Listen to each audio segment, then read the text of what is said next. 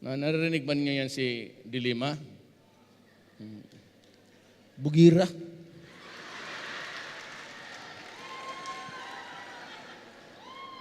Inimbestigahan niya ako, sabi niya, paek-ek yan eh.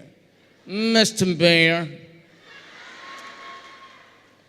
this body sir, that you had threatened Sir Mendoza.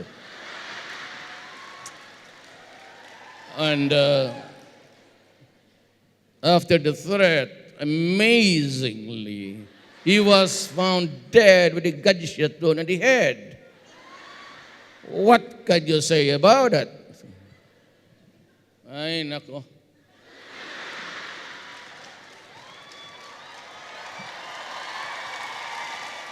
Ito si Dilima, malaala ko ito, dating kami sa Davao 1949. Kukunti lang yung lupa kasi kumpayan yung Davao, parang marshland, pagat-patan halos. Yan Davao is a product of, yung, pag magbahay ka, dagdagan mo ng sand and gravel. Ganun na sa Davao noon. May isa kaming kapitbahay na malaking babae. Malaala ko si Dilima minsan pag she's oppressing me. Maglaro kami doon small land. Kasi tubig na eh. Pag magbaba yung anak ng nurse, si Suset, laking babae. Pinag-uupakan, pinagsuntok, pinapaalis kami kasi mag-skipping rope sila. Doon kami sa tabi, tubig na. Tapos minsan, lumaban talaga ako, sinipa niya ako dito sa, sakit. Kaya, magtakbo ako ng malayo, kasi malaking babae, ginaganon yung tainga na, sabihin ko sa kanya, Susit! Susit! Kunyari niya ako narinig, Susit! Tapos, lilingon sa akin, gano'n. Paglingon, sabihin ko agad sa kanya,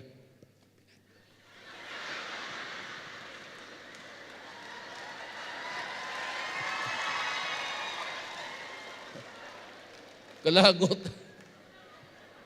Wala man kayo pangganti. Bugbog dito, bugbog. Takbo ako naman. Susit! Kunyari, ayaw pa magtumingin. Susit! Susit! Susit! Tapos lapit ako. Susit! Ano?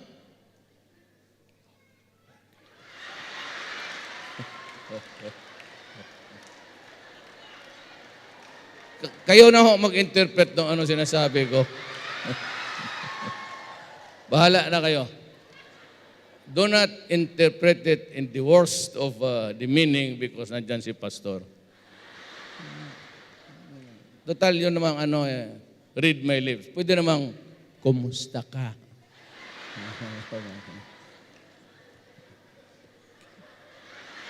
Di lang magtagal kasi I'm only given so much time to be with you. I'd like to greet everybody. I hope everything's fine back home. And kung may problema kayo na, kasi karamihan dyan yung sa mga pulis, yung mga motor, ini-embargo, ganon.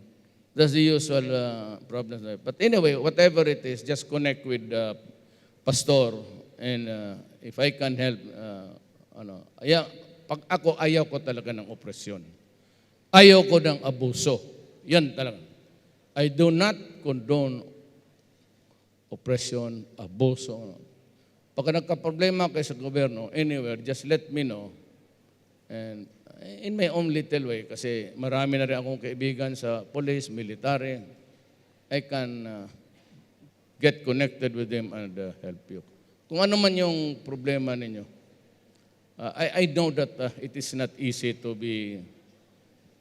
approach from your family to work here. Alam ko you're suffering.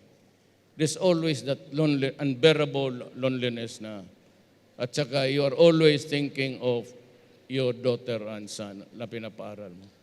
Pero sa Davao pa lang rin ngayon, I can assure you that your children are safe and sound. Basta mahuli ko ang patay talaga yan.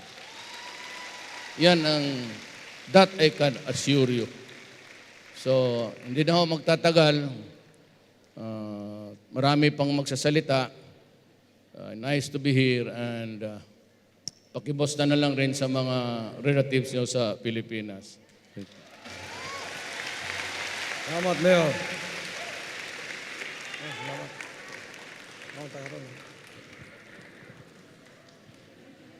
Everybody say, God bless Mayor Duterte.